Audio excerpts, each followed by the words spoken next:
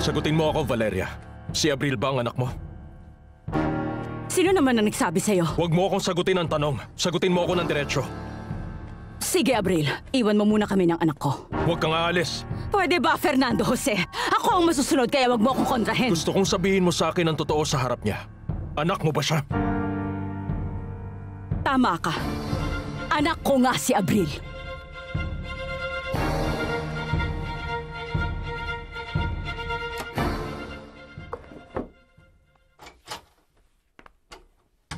Wala pa ba si Fernando Jose? Wala pa, senyorita. May problema kayo? Wala. Meron. Wala pa siya sa mga kamay ko hanggang ngayon. Ano po yun? Nagsalita lang ako mag-isa. Wala naman akong ibang makausap ngayon dahil buong pamilya ko parati na lang akong kinokontra. Ang nangyayari habang buhay nakaharang ang anino ni Rosalinda sa mga daanan ko. Diyos ko, sana payapa na siya ngayon sa langit. Sana manatili lang siya sa langit at payapa. Diyos ko, senyorita. Makinig ka, Alcira. Alam mo ang totoo niyan. Mahal ko si Fernando Jose at handa akong maging asawa siya. Pinatira mo sa bahay pero itinago mo ang sarili mong anak? Matagal ka nang umalis sa bahay na ito.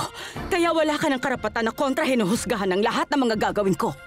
Isa kang halimaw.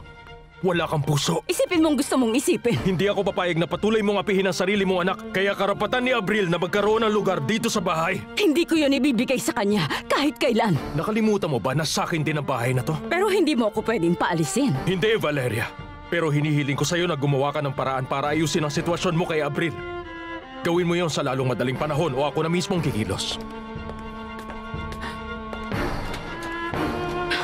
Hindi ito maaari. Hindi ito pwedeng mangyari. Dinala ko yung pulseras kay Fedra pero hindi niya tinanggap at ininsulto niya ako. Pinakita niya sa akin yung binigay sa kanyang brilyante ni Fernando Jose. Ang sakit na mga sinabi niya sa akin. Pinahiyaan niya ako. Hindi ka na sana pumunta. Pero hindi ko inakala na gano'n ang pakikitungo ni Fedra sa akin. Si Fedra, hindi ako pinahirapan ng gano'n. Si Fedra... Fedra! Puro na lang Fedra! Ayoko na siyang pag-usapan pa! Pero Lucy... Pagod na ako makinig sa'yo. Pumupunta ka lang dito para magreklamo at umiyak sa akin.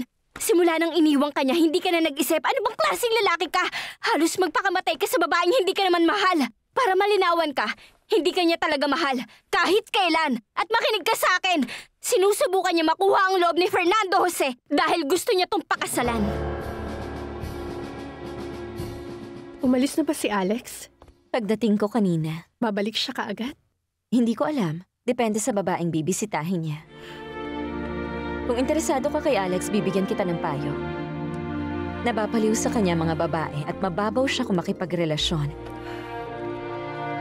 Hindi ko to sinasabi dahil galit ako. Wala naman kaming naging ugnayan. Talagang magkaibigan lang kami.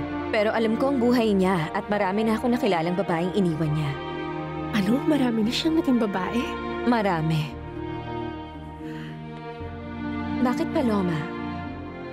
In love ka na ba kay Alex? Hindi ko alam kung anong nararamdaman ko para sa kanya. Hindi ko alam kung anong pakiramdam na umibig. At sa tingin ko, nagpapasalamat ako. May isang hakbang lang para maging pagmamahal yon. Huwag mong ituloy kay Alex o masasaktan ka lang. O Birheng Maria, ang mahalin si Fernando Jose ay isang kasalanan. Paano naging kasalanan yon? Malaya si Fernando Jose, isang biyudo. Pero asawa siya ng kadugo mo, ng mismong kapatid mo. Kapag inagaw mo ang asawa ng isang patay, binastos mo na rin ang alaala niya. Gamitin mo nga yung utak mo, Alcira. Sigurado naman ako na kung nasan man ngayon si Rosalinda, matutuwa siya kung akong pakakasalan ni Fernando Jose para hindi na siya maging malungkot. Yun ba ang tingin mo? At isa pa, isipin mo ang mangyayari kapag may in love si Fernando Jose sa ibang babae. Hindi ako pwedeng tumira dito. Dadalhin niya si Erica. At sigurado akong paaalisin ka rin nila. Ayoko. Ayokong umalis dito sa bahay. Hindi ko kayang iwan si Erica. Alam ko. Kaya mas maganda kung ang pakakasalan ni Fernando Jose ay ako. At ikaw, Alcira, ang tutulong sa akin para mangyari yon. Mahal ni Fedra si Fernando Jose? Hindi naman siya marunong umibig. Ang tanging gusto lang niya ay maging mayaman. At wala siyang pakialam kahit may masaktan siya basta makuha niya ang gusto niya. Pero sabi niya baka sakali lang na... Hindi ka naman talaga niya minahal. Kahit minsan. Pero kahit ganon, minahal mo pa rin siya. At ako ang ginawa mong takbuhan kapag may problema ka sa kanya nang hindi mo napapansin. Ano? Anong ibig mo sabihin? Ang tanging babae na kayang magmahal sa isang utu-utong tulad mo ay ako! Ngayong alam mo na, umalis ka na at huwag ka nang bumalik pa. Ayaw na kita makita ulit.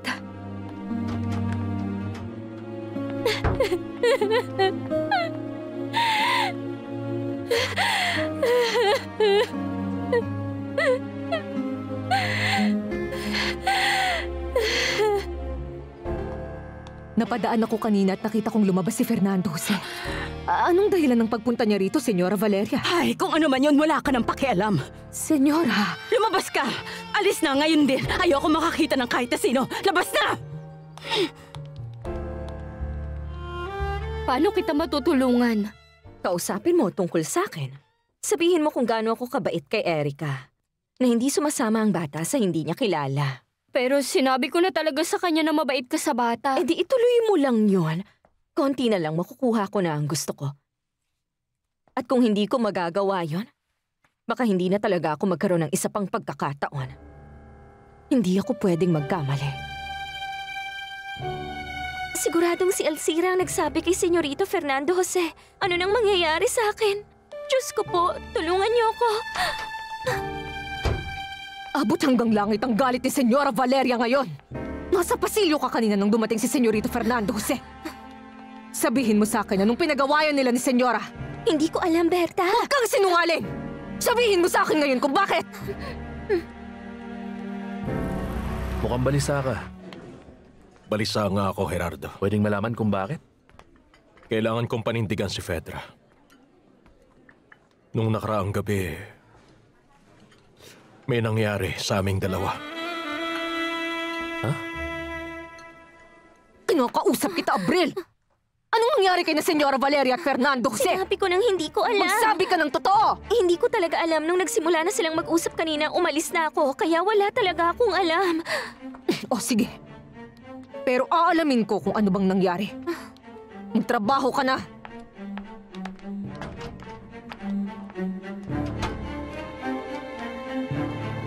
Inumin mo to para kumalma ka at sabihin mo sa akin kung ano nangyari kanina. Para ako nababaliw, tita. Ganun kalala yun, Lucy. Hindi ko napigilan ang sarili ko. Hindi ko napigilan. Nasabi ko ang totoo kay Anibal. Nasabi ko sa kanyang mahal ko siya. Nagpadala ako, Gerardo. Marami kaming nainom.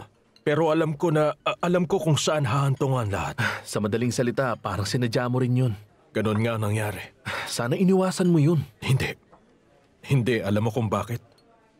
Tiningnan ko ng mabuti ang sitwasyon ko ngayon at naisip ko na ang pinakamaganda talagang gawin ay ang pakasalan ko si Fedra. Rosalie.